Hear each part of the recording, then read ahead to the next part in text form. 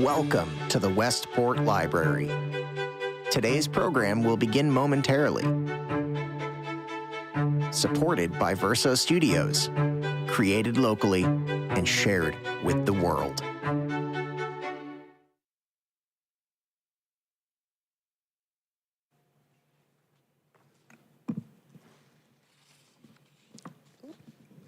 Hello, everybody. Welcome. My name is Patra Kanchanagam, and along with Saren Chung, who should be here in a few minutes, I'm one of the co-organizers of AAPI Westport. We are a local grassroots organization committed to fostering a sense of community committing to fostering a sense of belonging within our community, as well as increasing AAPI visibility and awareness throughout Westport and beyond. Thank you to the Westport Library, and especially Jennifer Keller for making tonight happen. It is my honor to introduce our special guest for this evening, Scott Kurashige, in conversation with Jason Oliver Chang. Scott Kurashige is a nonprofit organizational leader, change maker, educator, and writer, addressing racial equity and social justice issues from an intersectional framework. Scott is currently president of the James and Grace Lee Boggs Foundation. He's been studying anti-Asian violence for over 3 decades and has provided expert commentary in various media, including the New York Times, the LA Times, CNN, MSNBC, and NPR. He has written or co-written 5 books, including his latest, American Peril, The Violent History of Anti-Asian Racism, which we'll be discussing this evening. Jason Chang is an associate professor and director of the Asian and Asian American Studies Institute at UConn. He also serves as the head of the Department of Social and Critical Inquiry. He is the principal investigator for the AAPI-funded TEAS project for UConn Hartford and directs the curriculum lab. As a public servant, he sits on the governor's Hate Crimes Advisory Council and is a former elected official and secretary of the West Hartford Public Schools Board of Education. Jason is a leader of local grassroots education advocacy for K-12 ethnic studies. In this capacity, he manages the Social and Critical Inquiries Curriculum Lab, which builds curriculum, offers professional development, and works with districts to implement 21st century educational change. The topic of tonight's discussion, the violent history of anti-Asian racism, feels especially relevant for us because AAPI Westport was formed in response to the rise of hate crimes against Asians and Asian Americans during the COVID-19 pandemic. Unfortunately, safety concerns within our community persist today. Thank you to Scott and Jason for having this conversation tonight, and we hope this discussion will continue so that we can work together to develop understanding and solutions. I encourage you to join our AAPI Westport Book Club on Thursday, May 21st at 7 p.m. to discuss this book and be part of the solution. Without further ado, I'd like to welcome Scott Kurashige up to the mic.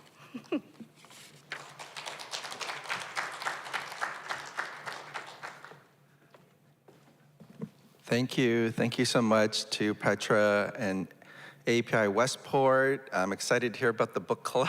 I think it's the first one I'm aware of, so thank you.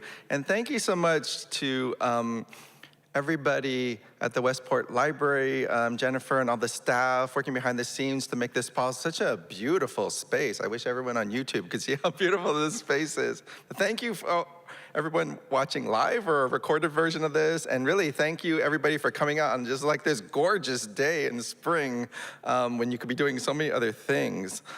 I want to say first of all that this is a topic that requires a content advisor because the subject matter I'm dealing with, it's very heavy stuff, and I'm purposely picking things that bring to the surface some of the painful episodes in US history, and in the histories of so many of our communities. And so it does involve racist offensive language and images. And so, there's really no way to address this topic without sort of ripping the Band-Aid off and getting at these painful aspects of history. But I'm so honored to be in conversation tonight with Professor Jason Oliver Chang of UConn. He has really been a model of seeing connections between Latino and Asian American histories. It's just so important when you think about the past, but obviously when you think about the present as well. As mentioned, he's pushed to make our K through 12 curricula reflect our diverse publics. He's really created a model of connecting scholarship with public service. And he is the author of a book that I found really important and fascinating, and I didn't really know much about when I was researching this book. If you haven't seen it, it's called The Cargo Rebellion. And it takes us back to the mid-19th century. And so in my book, I talk about the origins, really, of violence against Asian Americans starting overseas with the Opium Wars, when Britain goes to China and overwhelms, China's military and sets up what's known as the unequal treaties, forcing China into subordinate position vis-a-vis European powers in the US. And then amid intensified poverty and famine, a growing number of Chinese migrants go looking increasingly overseas for work. We know they were stigmatized as coolies, often treated as disposable labor. The transcontinental railroad workers, 10,000 of them or so, were not even allowed free passage back to California on the tracks that they had built, right? So they go looking for work all throughout the West. And in places like Rock Springs, Wyoming, they get into a labor conflict with white workers, and 36 Chinese American coal miners were killed by a mob, viewing them as unfair competition. There were nearly 200 Chinatowns uprooted throughout the West in this period. But as we know from books like The Cargo Rebellion, the workers, the immigrants, Chinese Americans, Asian Americans didn't take this lying down, right? They fought back, they resisted, they organized, and they sustained community, which is why many of us are here today. The Cargo Rebellion involved several hundred or more Chinese workers who mutinied on a ship and took control of a ship named the Robert Boyne, killing its captain, Leslie Bryson of New Haven. And again, it's a model of resistance to oppressive conditions that Professor Chang and his collaborators have turned into a wonderful graphic novel. And I think it's so important that they are making these stories from the buried past accessible to such a wide audience. So that's what I'm trying to do. I don't have the skills to turn mine into a graphic novel, but hopefully in the future, somebody will. Because like most people, I learned next to nothing about Asian American history in my K through 12, and even my college education. I grew up in a very diverse part of, Southern California. Around the age of 8, I learned that my mother and her Japanese American family went to camp during World War II, but like many other children of US concentration camp survivors, I initially thought she was talking about going to a summer camp. I literally remember asking her, why did you go to camp for 4 years? Like, it just didn't make sense. And my mom tried to explain to me when I was a young child, she said, we didn't have a choice. The government made us do it. And much of this history has been swept under the rug, particularly when it's involved the US going overseas to wage war, taking colonies like the Philippines in the early 20th century, and setting up permanent bases in places like Okinawa, Korea, and of course the Middle East. So many Americans, maybe some of you, were alarmed recently when Donald Trump threatened to threatened that, quote, a whole civilization will die tonight, never to be brought back again. Or his refusal and the refusal of Pete Hegseth to acknowledge responsibility, let alone apologize for bombing a girls' school in Iran where upwards of 175 people or more were killed.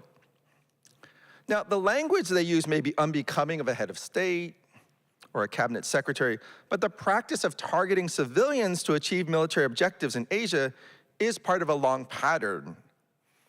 And I'm not gonna go through all of it now, but it's certainly, covered in the book, but I'll just give one really graphic example. After dropping the atomic bomb on the city of Hiroshima, President Harry Truman, in his first radio address, falsely characterized this as a strike on, quote, an important Japanese army base. Of course, we know nearly all the people killed were civilians, including thousands of children. So this book, and really my whole career as an educator and an organizer, has been focused on both challenging this type of erasure and distortion, and understanding how this in turn has distorted our understanding of ourselves and of the systems that govern our lives. And I'm going to talk about a couple of instances that relate to the Vietnam War, because of course the Vietnam War was such a contentious moment in history, but you know, like slavery, it has an afterlife. It doesn't stop when the US withdraws. And the afterlife of the Vietnam War really comes to haunt Southeast Asian refugees, because that resentment of the US, being defeated, withdrawing, really turns upon refugees who came to this country. So one story takes us back to the night of April 8th, 1988 in New England. Tan Lam was minding his own business in the working class Boston neighborhood Dorchester. He was approached by a white male teenager with a 5-foot-long stick.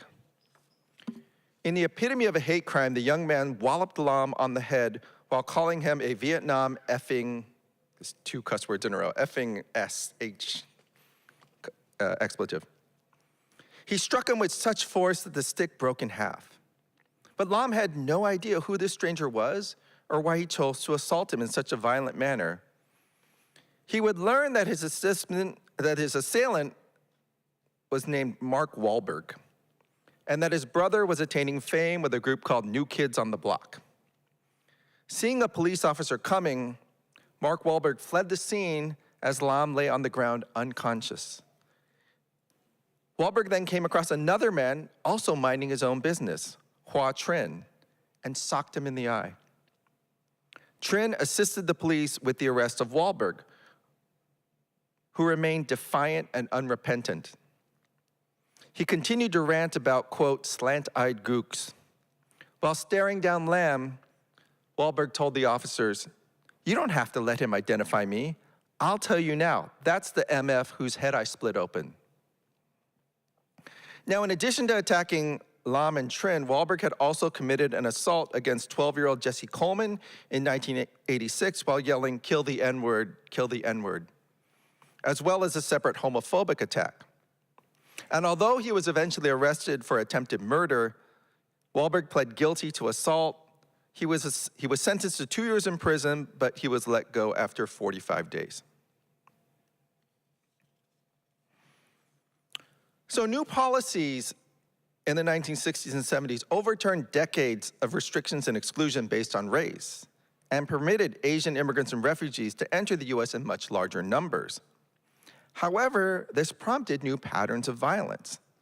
After the US withdrew from Vietnam in defeat, Southeast Asian refugees became a convenient target for Americans seeking a scapegoat for political and economic woes. So I'm just going to read one more story from the book. On Tuesday, January 17th, 1989, a gunman shot at hundreds of students on the playground of Cleveland Elementary School in Stockton, California. Now, although the Columbine massacre is generally cited by the media as the start of the school shooting phenomenon, and of course everyone in Connecticut knows about the Newtown massacre as well, this incident occurred 10 years before Columbine. Reflecting the school's primary demographic, the 5 children killed were all Southeast Asian. Sokim An and Thuy Tran, age 6, Ram Chun and Un Lim, age 8, Rathanar Orr, age 9. The shooter, Patrick Purdy, then turned the weapon on himself. Now, this mass shooting made breaking news, especially for the Central Valley region of California. But the would-be experts were dumbfounded. As the Sacramento Bee reported, local television stations sent news crews scrambling in search of answers after Tuesday morning's tragic attack on a Stockton elementary school. But nobody was able to answer the big one. Why? There was no suicide note. Why did he do this? Captain Dennis Perry, the lead investigator for the Stockton police, asked. We may never know. Fearing they had been targeted, most Asian students refused to go back to school.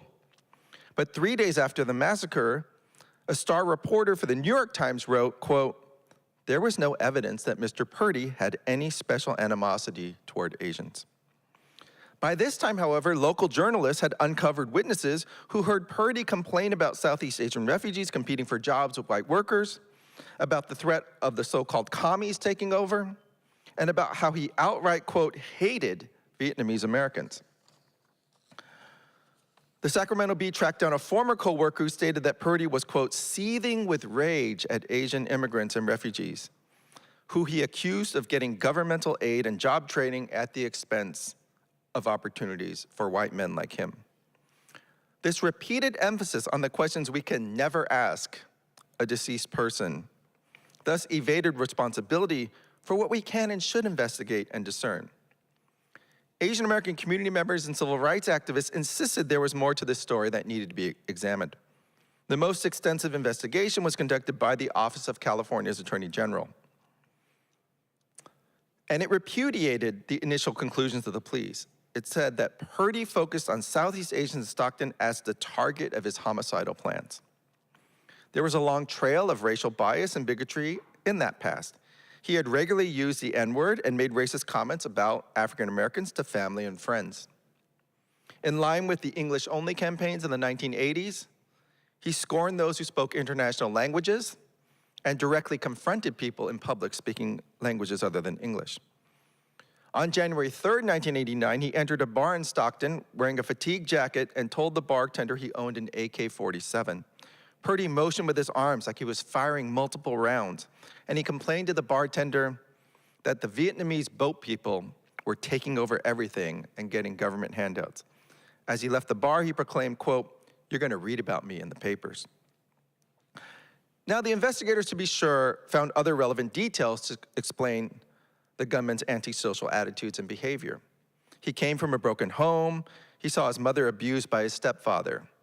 Constant conflicts resulted in him being banished from his house as a teenager, followed by bouts of homelessness, substance abuse, and arrests. He bounced around from job to job, city to city, and ultimately acknowledged to a therapist that he was suicidal. So two things were thus simultaneously true. First, there were multiple interrelated factors that led up to Patrick Purdy committing mass murder at Cleveland Elementary. And second, there's no doubt that this was an act of anti-Asian violence. While Purdy may have been a lone gunman, he was not alone in his views. The Attorney General's investigation found that, quote, Purdy received reinforcement in his prejudices from many of those with whom he was in contact in Stockton, including acquaintances and coworkers. It further cited evidence that other Stockton residents viewed Southeast Asians as, quote, an unwelcome intrusion and felt threatened by their presence, quote, even without a rational basis for that feeling.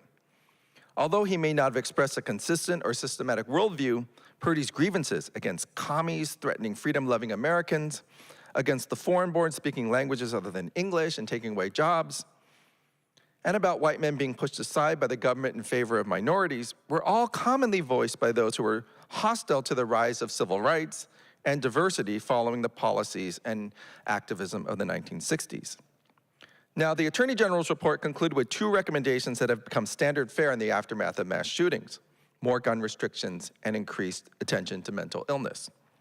But it devoted its longest passage to at that time, relatively novel idea, a call for ethnic studies curricula to be implemented from kindergarten through 12th grade to reduce the amount of violence motivated by bigotry in California.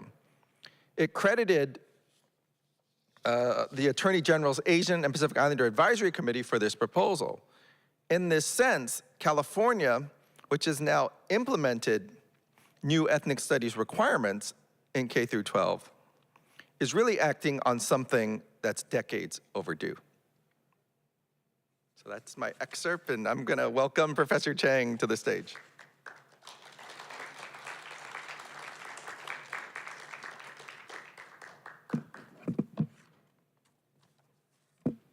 Okay.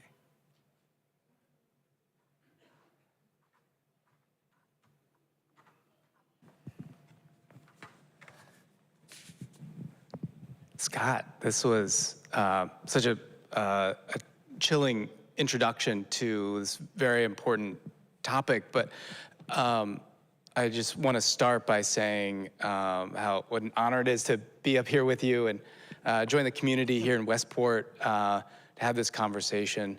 Thank you all for coming out again. Thank you, Petra and AAPI Westport. It's always a pleasure to be a part of the community here and participate in important events like this.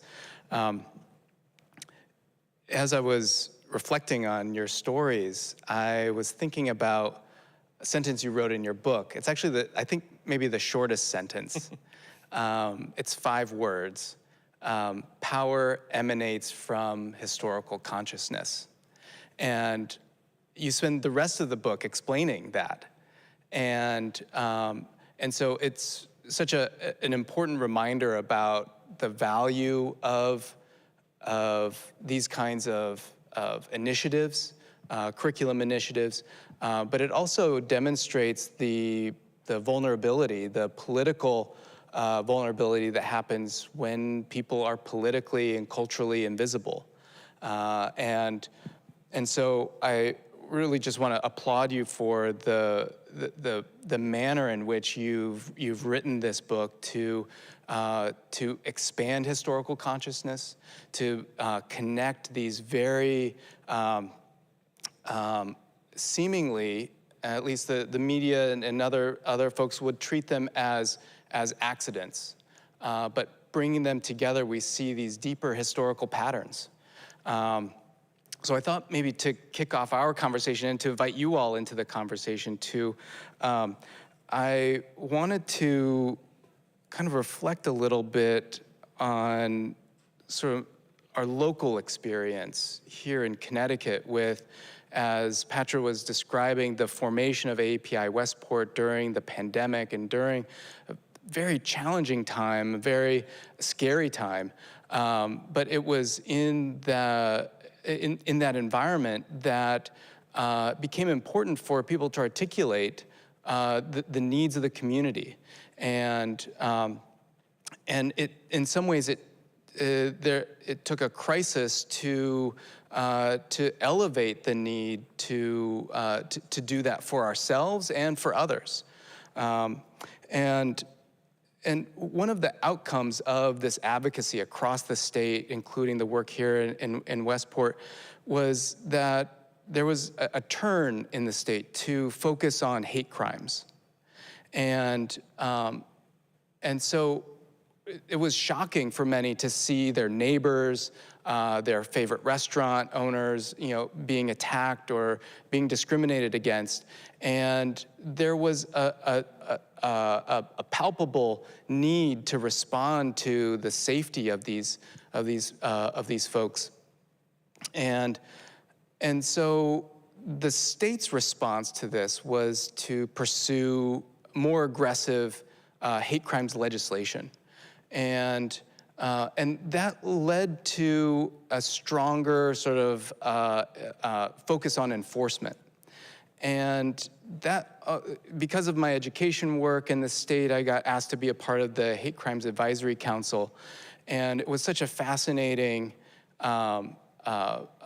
group to be a part of, because we were charged with trying to understand and advise the state on what to do with these things. And the state chose to focus on policing and enforcing these statutes. So the trouble with that is that when you are enforcing hate crimes, you have to wait for a crime to actually happen before you can enforce it. So the violence has already happened. And it also demonstrated the willingness of the state to focus on policing, to focus on crime deterrence through stronger statutes, rather than the kinds of things that we were hearing from community and the example from from Scott's story, which was education. We really thought that the best way to intervene in this cycle was to educate folks. And so I think your book does this really amazing work of helping us to untangle and dissect our own worlds, our own lived experience, to understand that violence is reinforced by speech. You were talking about the colleagues of that reinforced and echoed his racist thoughts. Speech is reinforced by thought, and thought is derived from social structures. And so when the Hate Crimes Advisory Council was just focusing on the violence, it missed all of these other aspects of this sort of chain of consequence. And the histories that you've uncovered, you tied together, help to show how that chain of consequence works. So I think, I wanted to maybe ask you, because this came up in your bio, and I think it might be a good launching point, is can you describe your approach or your use of intersectionality and how that's critical to understanding anti-Asian violence? Yeah, thank you. What I'm trying to do is connect the dots. Yeah. I got that from my dentist, very meticulous Hmong American dentist. Shout out to Dr. Mua in Seattle. I would have these long, like 2-hour appointments. He's working on my teeth, and we'd have time to talk. And start basically narrating him most of the book during those visits. He goes, Scott, you're really good at connecting the dots. It's like, I want to run with that.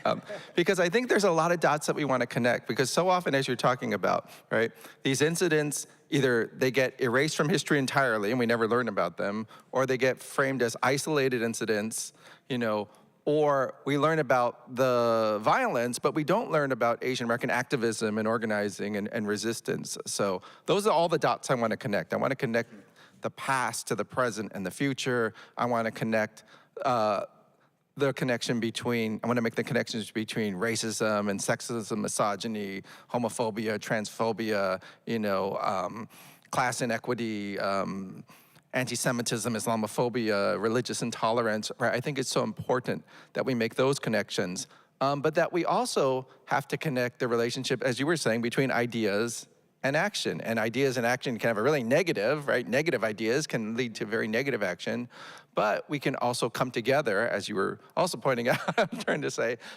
excuse me. When we have a different sense of the past, it can give us a different sense of who we are and what we're capable of doing together. Yeah, I think that's such an important lesson.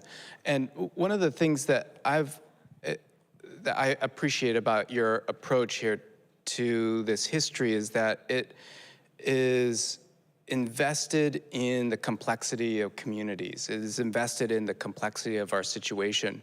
And I often think about the ways that our state is one of our most important industries in Connecticut is making war machines. We build tanks, helicopters, aircraft, missiles, ammunition. Connecticut was known as the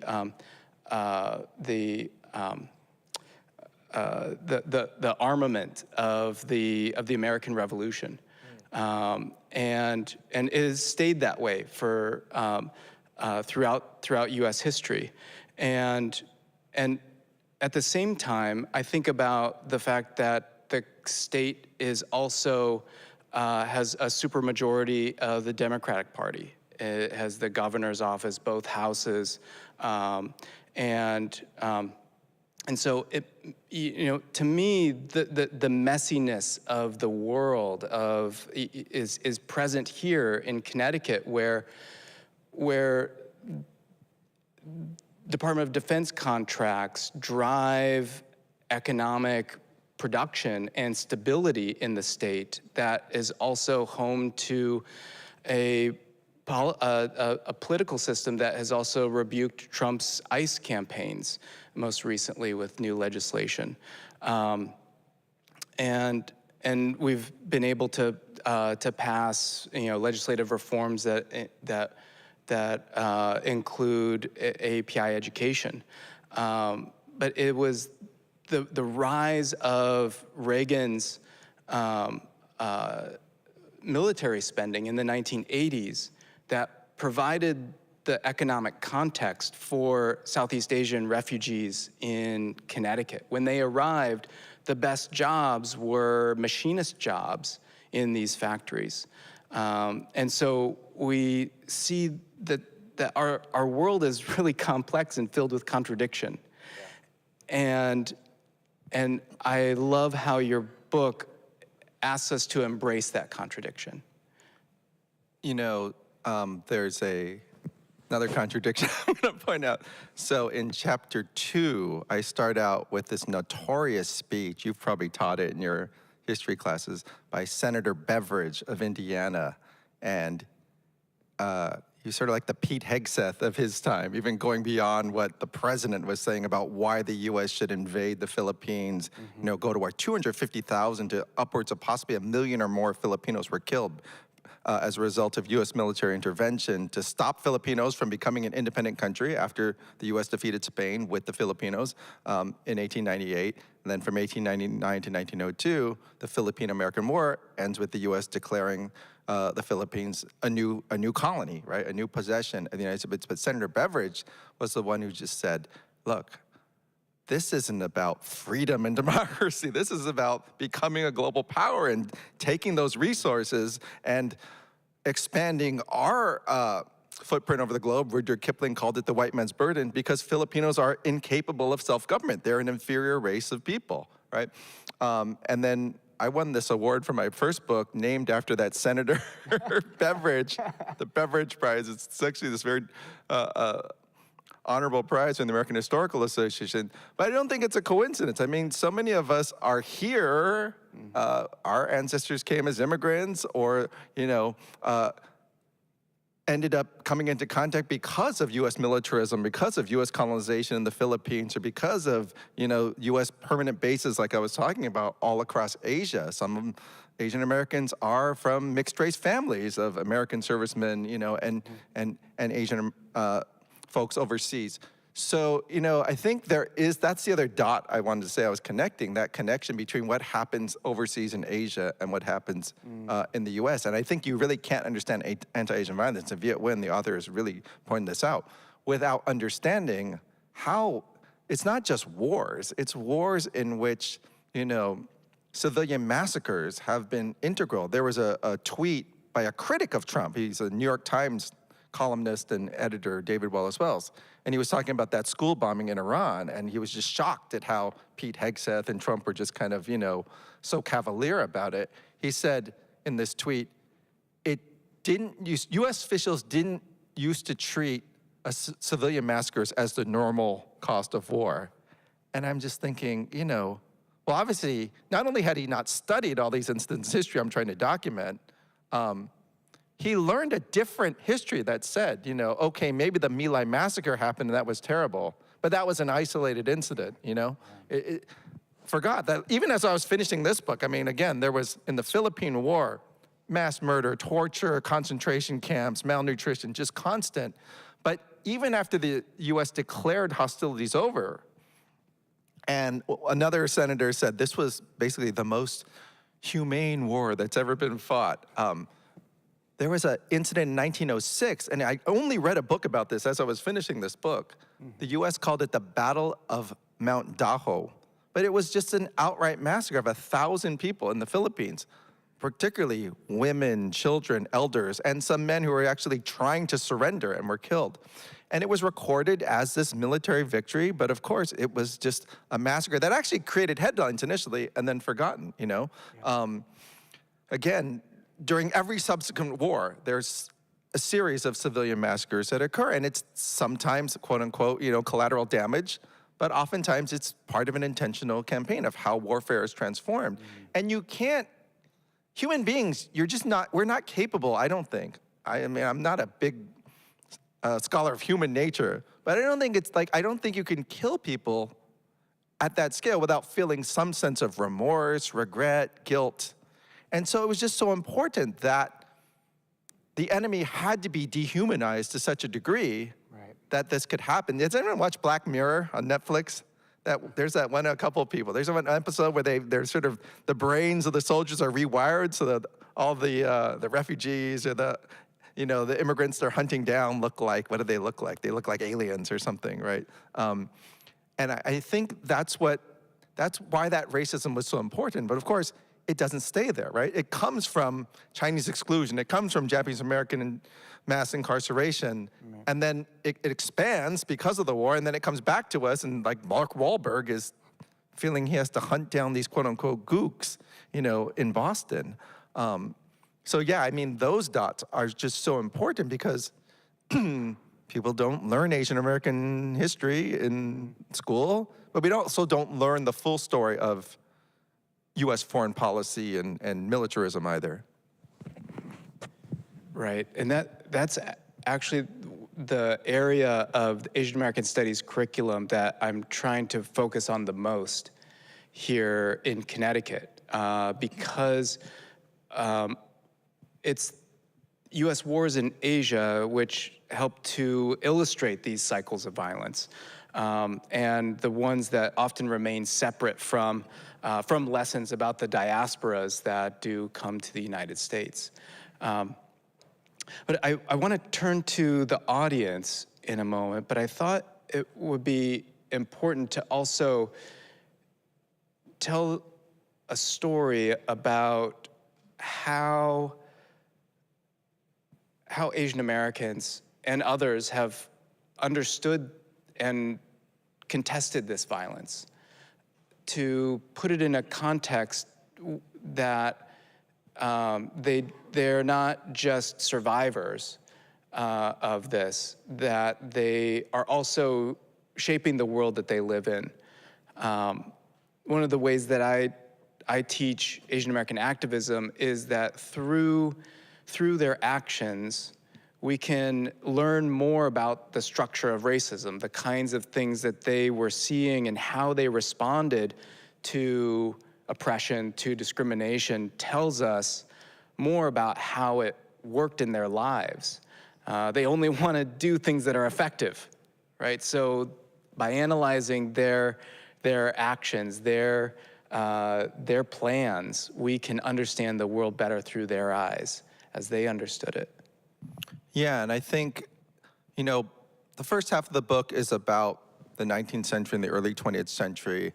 And even though Asian immigrants didn't have the right to become citizens because that was the law of the land, and in so many cases were completely, neglected by policymakers, or were convenient scapegoats, even for the, workers, white workers in particular, organizing trade unions, they went on strike, they protested, they petitioned, they went to court, and it's important to document that. But when we're talking specifically about naming a problem of anti-Asian violence, that really becomes an animating force for consciousness raising and for activism for our generation. I saw the film Who Killed Vincent Chin when I was a college student, around 1989. And for those who don't know, the murder of Vincent Chin in Detroit, where I later lived and could learn more about, is one of the most notorious examples of anti-Asian violence from the last 50 years.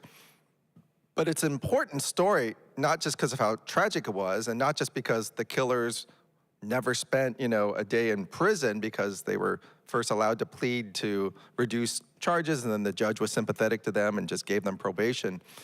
But it's because it generated such an important movement. Asian Americans coming together, Asian Americans building a civil rights coalition to push this movement forward, and using that story to tell a bigger narrative about why activism and political empowerment is so necessary. In the book, I thought it was really important, it's hard when you're writing a book about so many people who are victimized. You don't want to leave anyone out. It feels like you're playing God when you're like, whose story, can fit, of course, but you just can't put 1,000 pages of one incident after the other. People don't want to read that. That belongs somewhere in the archives. And so I felt, I had to fit in as many of these tragedies as possible, but I didn't want to end there and make people feel despair and, hopelessness. So it ends with the story of a group I just had the honor to spend the last weekend with, Asian Americans United in Philadelphia. Because when I went to college at the University of Pennsylvania, I mean, you really felt invisible in Philly. But not just that, the city was so starkly divided between black and white that Asians were oftentimes caught in the crossfire. Literally, like Asian youth, teenagers, Hmong Americans, Vietnamese Americans, literally getting just beaten up constantly in school or on the streets because they're this tiny minority between, two much bigger groups.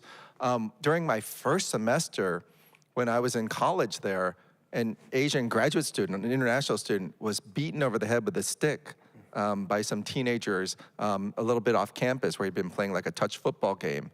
And it was news, but, literally the authorities came out and said, oh, we don't think this was racially motivated. And then a couple years later, a refugee from Cambodia, Heng Lim, was beaten over the head with a large stick, very much like Vincent Chin, or this other graduate student, Cyril Leung, and he died. He's killed, barely even made the news, and the police didn't even arrest the suspect, although there were all these witnesses for months. It took people organizing, and then there was, again, another incident chronicled in the book where Asian youth and particularly Southeast Asian refugees are just being like constantly tormented, tortured, harassed, terrorized in a neighborhood that for years was all white and would like burn down the home or shoot at black people that tried to move in. And so then when Southeast refugees are almost like buying these houses under the table because the white people are like afraid to sell to black families because then their white, neighbors are gonna accuse them of selling out. So they're quietly selling these homes to Southeast Asian refugees, and these homes are going for like $10,000, $15,000 in the late 80s, early 90s. And then once there's a group, there's just this out and out racial terror campaign. And in one night, these Asian youth fight back. And then of course, they all get called a gang. They all get imprisoned. Even one of the kids who in court, there was no evidence he ever even picked up a knife, is convicted of conspiracy. Because it's very tragic. There is an 18-year-old white youth who was actually not one of the racist bad kids. He was trying to stop his racist friends from terrorizing these Asian kids, and he gets caught. He gets caught in the crossfire and dies. So that group, though, Asian Americans United, does so much to turn from anti-Asian violence and all these negative things to creating youth leadership programs, to creating cultural programs. Chinatown has been bombarded by redevelopment and gentrification. They just fought off the 76ers, putting this massive new arena that would have really, really endangered the future of Chinatown. There's already a freeway, or we call them, I guess you call them expressways on the East Coast, that goes right through the heart of Chinatown, split it in half. There's a convention center on the other side. So they've been doing so much to work with the residents, the merchants, the community. They've created a new school in Chinatown that's incredible and has a very empowering curriculum for students and also has a multi-ethnic population. They've done tenant organizing, worker organizing, and they've particularly built coalitions across racial, ethnic, immigrant status, class status boundaries to become a real force in the city. One of our friends from that group, Helen Gim, was, on the cusp of even becoming mayor in the last mayoral election. There was a right-wing billionaire that decided to spend millions of dollars just on negative ads against her, so that set her back quite a bit. But as a city council member, she was a real force in getting more, community-based, community-centered policies in place. And that's really what's gonna take. It's not easy. Like, the police can't solve all these problems. Sometimes the police are the ones committing the violence, especially when you look back in history. But it takes a lot of organizing, it takes vision, it takes building alliances, it takes connecting all these dots between US and Asia, between race, class, gender, sexuality, immigration status, religion, disability justice, and it takes connecting the work at the grassroots to the work of changing policy, because of course we know, like, the change just can't come from above. Right. It's gonna take that long, protracted effort. And as someone was saying in the last forum, I went, that's a real conundrum right now because we don't have a lot of time to fix the problems in the world today. I mean, literally, we might not even have food or oil if the Strait of Hormuz doesn't open up soon. But when we think about climate change, I mean, it's a beautiful day today, but like at least record-breaking, temperatures being set all over the place. We're on the one hand, needing to use methods that require patience and understanding and relationship building, and yet we have to do it on such an accelerated timetable, given the immensity of the challenges. So, I see the problem of anti-Asian violence, which did wake up a lot of Asian Americans to care about Asian American studies and our field and, get involved in protesting and demonstrating. I see that as hopefully, not just something that people did during the pandemic and now they're done with it, it's kind of like the flavor of the month. Hopefully that is an awakening to the bigger challenges that we have to continue to address over the long haul. Thank you, Scott. Yeah, your ability to weave all these histories together and land with an action plan is just wonderful. I want to invite the audience to ask questions, to engage the conversation.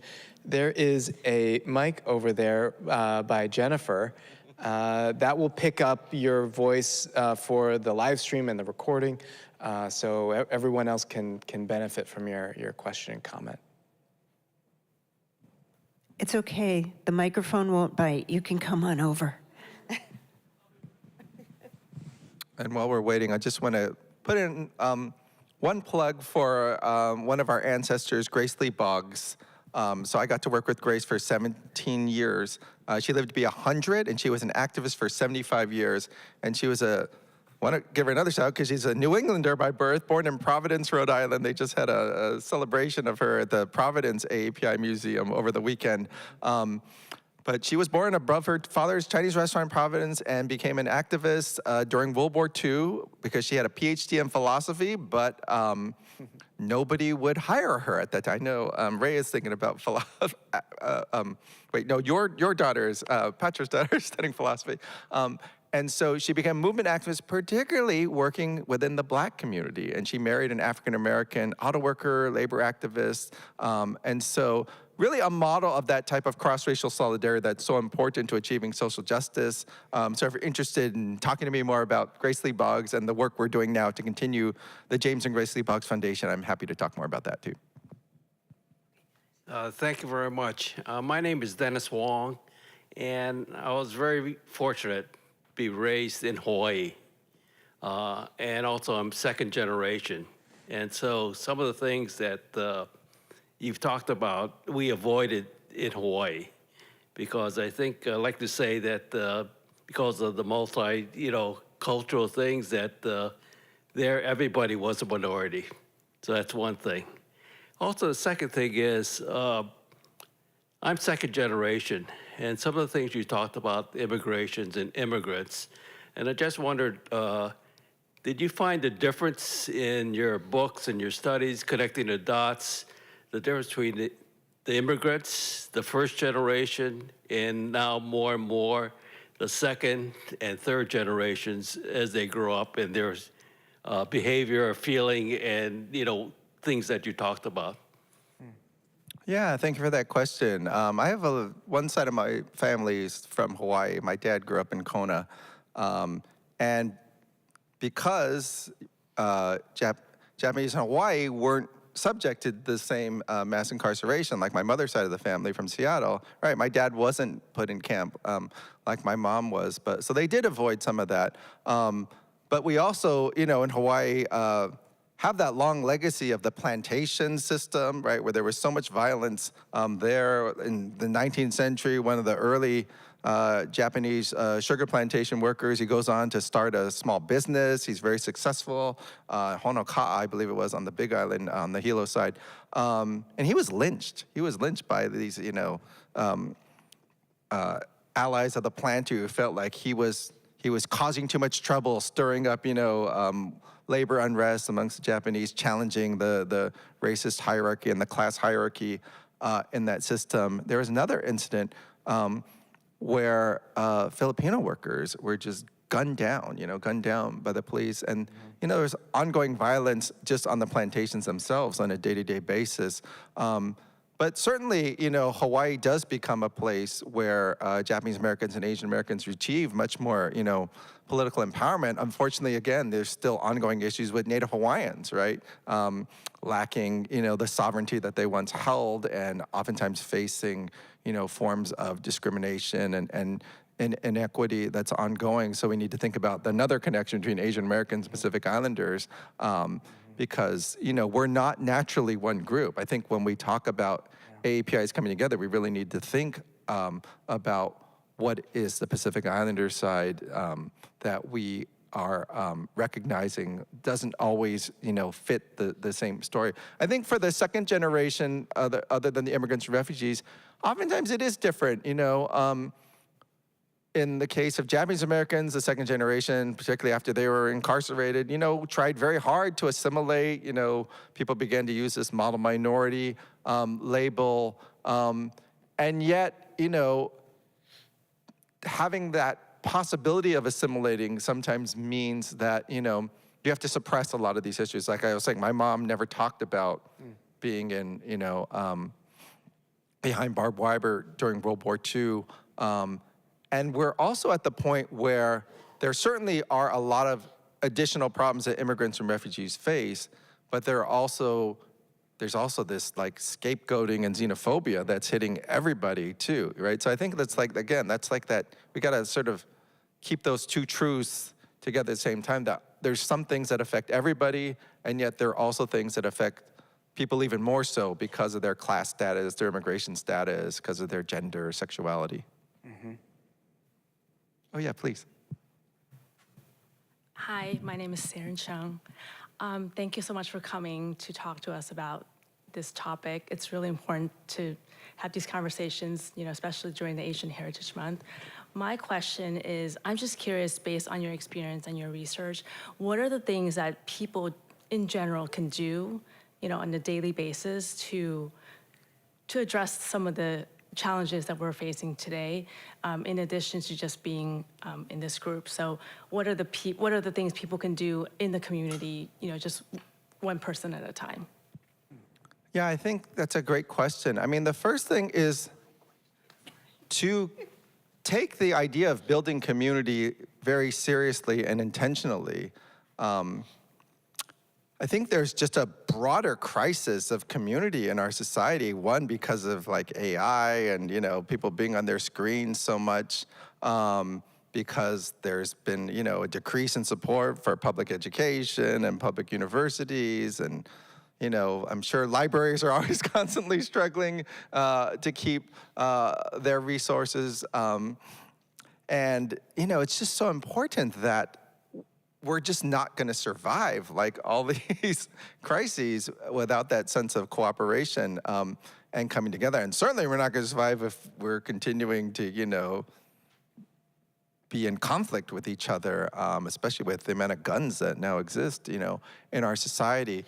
So I think the key really is, how do we strengthen our communities? And as Professor Chang was saying, if we have healthier communities, if we have better human relations amongst ourselves, we can stop the violence before it happens. All kinds of violence, right? Not just racist violence.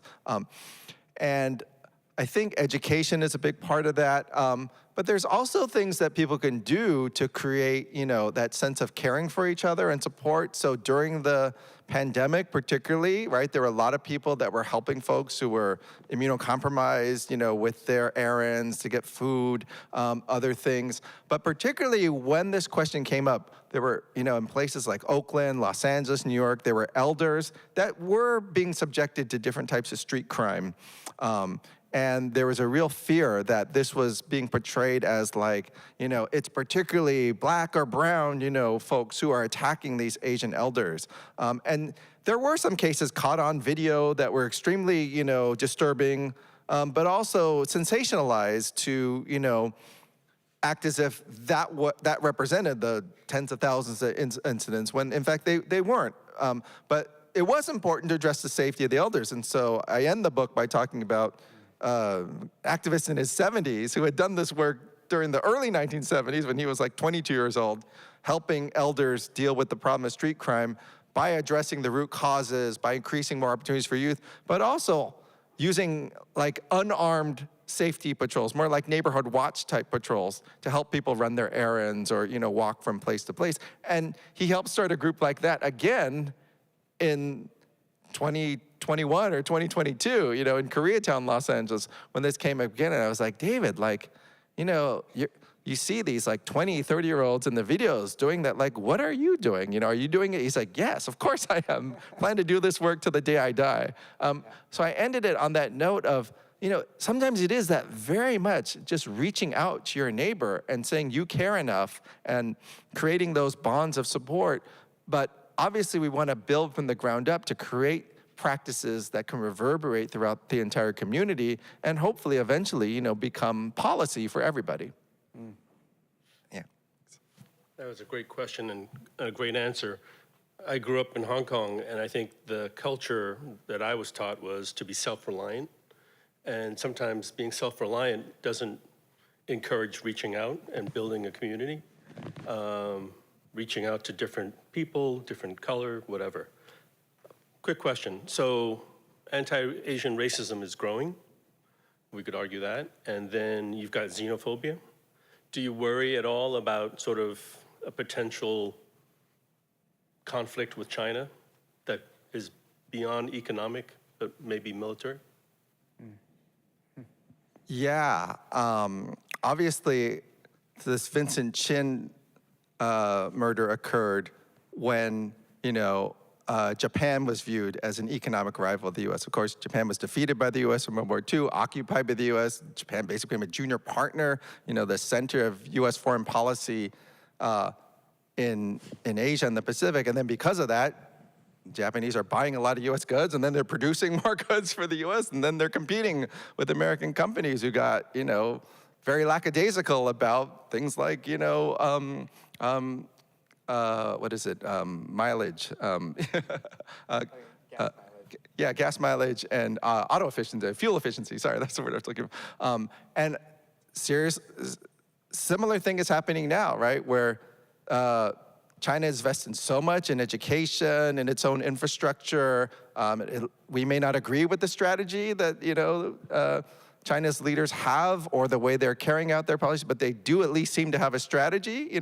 There's that famous Onion article that always becomes sort of eternally relevant. It's like China's strategy is just sit back and wait for U.S. to undermine itself, right? It's like that's the strategy. And so clearly, it's very clear that, this current war, even Republicans are now increasingly not supporting this war in Iran. It just seems so short-sighted. So I think we are looking at an extended period in which this image of the U.S. as completely dominant and, able to just create a, there's Freudian stuff. Trump thought, oh, I'm just going to go into Iran like I did to Venezuela, take out their leader, and we'll be in charge and we'll get all the oil. It's so much at odds, right? The reality is so much at odds with this image of John Wayne just, winning the war, that I really do fear that that sense of vulnerability, is going to increasingly make folks look for scapegoats. It's already happened, of course. And so I think we really do need to do not just education about Asian American history, but about how, even though, again, massive disagreements, different systems between US, China, Iran, places of the world, how we're going to find some way that we can at least get along to the degree that, we're not going to have World War III. Because when you say vilify, we're hearing the word enemy now associated with China. That's just a scary word. So. Yeah, it's being used for China, for Iran, Venezuela, but it's also being used for the media, for university professors, and that is a real danger in thinking about the fact that what people think of normal in the U.S. is that the U.S. is the world's global, hegemon, dominant military, dominant economy, and no empire lasts forever, right? There are always going to be challengers. There's always going to be contradictions that arise, and we can either do that in a sensible, humble, and humanitarian way, or we could, we can end up like hastening that demise through belligerence. Yeah, I also just wanted to reflect on your excellent question. You know, I think Arab folks, Persians, Middle Eastern folks, South Asians, the Muslim community asked themselves the same question after 9/11, and we've seen these kinds of campaigns and these sort of cycles of conquest that have been practiced, you know, right before our eyes. And so I think this, to me, connects back to the previous question about what can we do? And I think one of the most important things we can do is sort of stretch our community and to think about, you know, connecting with folks that we don't normally connect with. And it's really important to expand that circle. The folks that you consider we, when you think of, you know, when you say the word we in an abstract sense, who really is represented there?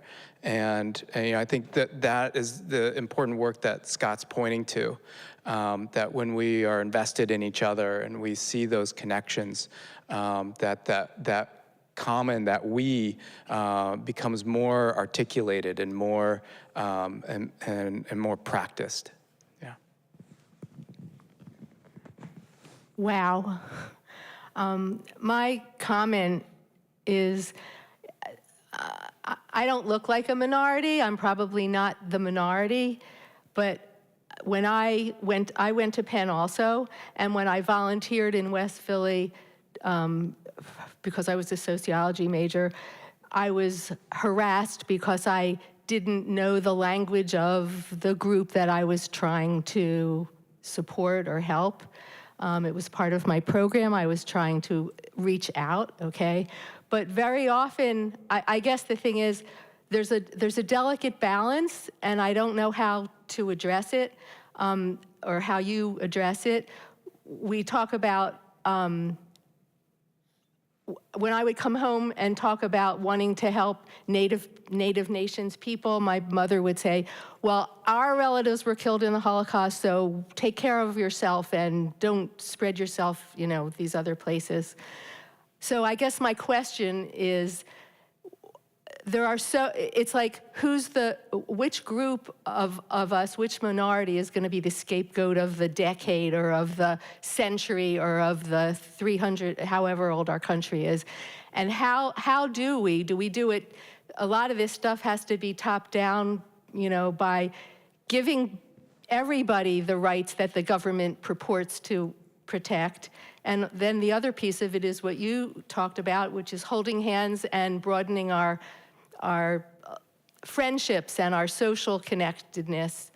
And sometimes I just feel totally lost because there's so many places that we have to target in a positive sense, not like this, but target to make changes. And how someone said, the lady before, two people before said, well, what are we supposed to do? And so I'll be quiet. I feel overwhelmed listening to you. I think this is an incredible book, and I have enjoyed this. Thank you. It is a very challenging time. Grace Lee Boggs would say, this is a time of great hope and great danger. The hope is that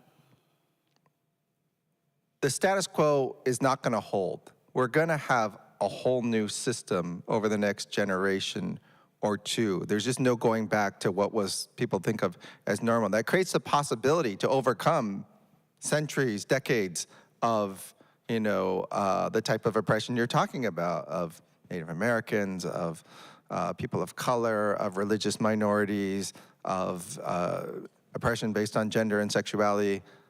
The danger is that the status quo doesn't hold, and we actually end up with a system that's more oppressive, less democratic, more authoritarian, because certainly there are all kinds of examples of that throughout history and new ones that people are trying to create. And so it's this kind of like incredible and both terrible at the same time to be alive. If you're an activist or if you're a philosopher, even, it's an amazing time, because ideas, actions, organizing, movements can make a huge difference, right? When systems are very, very stable, it takes a lot of force to bring about small incremental reforms. But in these moments of turmoil and tension and transition, as we've seen, you don't even need to win 51% of the vote to create massive, massive changes, right? In politics and society and culture.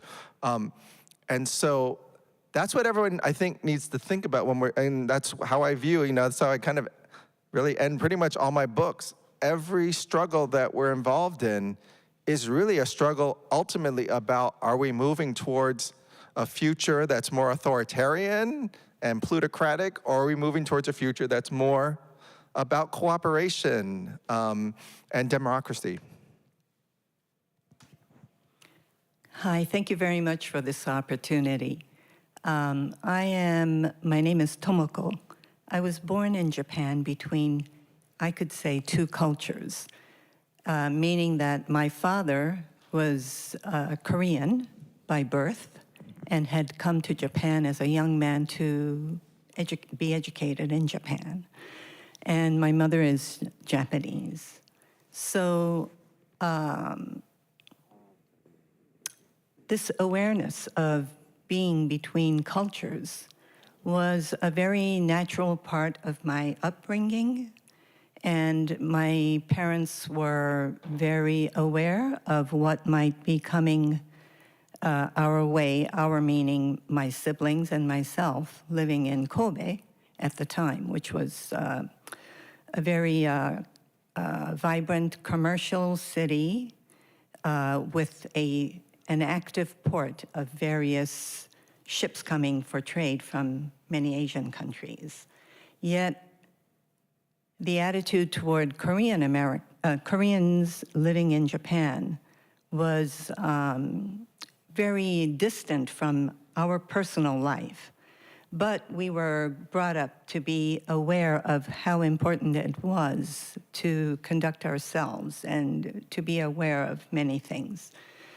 So coming to the United States as an adult in 1973 was not anything that intimidated me, because I came here to, under invitation to work as a translator and also did interpreting on the West Coast. And never had I experienced anything that would make me say, forget about America, I want to go back to Japan. And even though I had one experience actually taking a walk during the pandemic around the library, when a man who's living locally, I'm sure, as I was walking past him, he said, go back to China. And I almost said, excuse me, but I just kept going and didn't want to get into any kind of confrontation. But that was my one time. Another time was not really racial, I think, but who knows. It was very early in the morning and the stores had just opened up on Main Street, and I had to run out to get a gift for a young Japanese woman who I was helping learn English. And so without makeup, I went to Main Street and went into one of the stores, and then I was shadowed for the first time ever in this country in a store. So that was rather interesting. But ultimately, I think I keep going back to how my parents made us aware of the importance of conducting ourselves and carrying ourselves based on knowing who we were. Not because of our race, but based on knowing who I was. And not to, they never said not to, but I interpreted it to mean not to be swayed by how people treated us, but more of being conscious of who I was and never lose sight of that. And that has always been with me, even in my times when I would work in the city as a bicultural consultant with a Japanese businessman and, you know, the American counterpart and so forth. And it just has been a solid and silent compass for me to know where I was and who I was.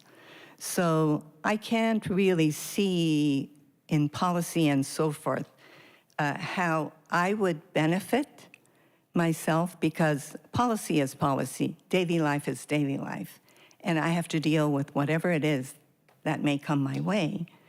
So I would like people who have young children to, as I had benefited from my parents' guidance, to emphasize more, not so much about this aspect of racism as it is about knowing who you are and to have pride in whatever it is that your values may teach you. So, thank you. Thank you so much for sharing that. Yeah, I think it's so important that when we're talking about wanting to, you know, eliminate racism and prejudice and bigotry, we need to be talking about what type of community, what type of solidarity we want to create, because you cannot create a better world just by focusing on negative things. You have to, this is also from Grace Lee Boggs, you have to project, right? You have to project the models of society you want to live. Just a couple quick responses to what you're saying. One is when you were talking about, you know, being harassed or, you know, facing this type of bigotry during the pandemic. I mean, this is an ongoing issue we have to confront. People feel vulnerable because of the pandemic, because of the economic situation, the rising price of gas, we're at war, fearing, you know, their sleeper cells. And we have to, as we were talking about earlier, we have to create that sense of unity and solidarity and understanding and tolerance before these incidents happen, because the vulnerabilities, the precarity is going to continue for so many reasons. And I think it was also interesting when you said, you know, you weren't sure. I think in so many instances, it's really hard to prove, right? There's very few instances where a hate crime occurs, where someone's wearing a neo-Nazi, you know, swastika or something, you know, and then they beating someone while using racial slurs. But that's almost what usually has to happen to prove these hate crimes. And therefore, again, another reason why, even like with the Atlanta shootings, initially it was said, oh, this was not racially motivated. Well, it is more complicated. He didn't yell racial epithets while he did the shootings. But as I explained in the book, there are all kinds of reasons why, you know, there's underlying racist, sexist, combined factors. But the last thing I just wanted to point out is, I was inspired when I was a student by a historian named Ronald Takaki. He wrote a best-selling book, probably the first best-selling Asian American history book, called Strangers from a Different Shore. And at that time, it was really important for him to say, look, you know, you might have people talking about a class in college about ancient China or learning Japanese language, but that doesn't mean you're understanding about Asian American experiences in the US. So there's a lot of focus on proving, you know, that Asian American history is US history. And that was really important at the time. But since then, you know, we've realized we can't get stuck there, that it's so important to put in the context of Asian experience in the US in the types of things you're talking about. You know, the discrimination, horrific treatment of Koreans in Japan, and then of course Japan's occupation of Manchuria and expansion throughout Asia. Even because of the colonization of Korea, I didn't even know this until recently, like something like 10,000 or more of the people killed in the atomic bombs were Koreans living in Japan. So talk about the double oppression. And then of course, Okinawa, so many people are killed in Okinawa during the war, but Japan's control of Okinawa has also had a tremendous negative impact on the indigenous people, and now you add the US bases there. So we need this kind of global consciousness if we want to develop that awareness and solidarity. I think that is so necessary. And so thank you for sharing those lessons from your own family history. Thank you both, Scott and Jason. Thank you for coming to the Westport Library and sharing so much of your story and bringing us this book. If anyone here would like to purchase a copy of American Peril, we have some copies for you, along with a few of other Scott's books. We also have a copy in our collection, so you can borrow it if you don't want to purchase it today. But we'd love for you to purchase it, of course. So let's thank Scott and Jason one more time for coming to Westport. And thank you all for coming, staying late.